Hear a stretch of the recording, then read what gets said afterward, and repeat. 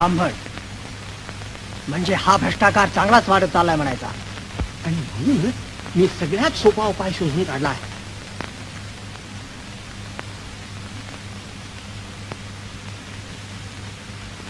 तुकारामाला त्या देहू गावातून उकरून काढला म्हणजे झालं.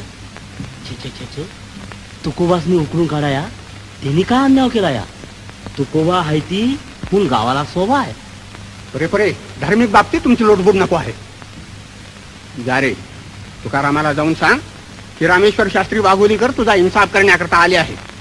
तुला आत्ताच्या आत्ता आमच्या घरी बोलावलं आहे. दूर हो, दूर हो.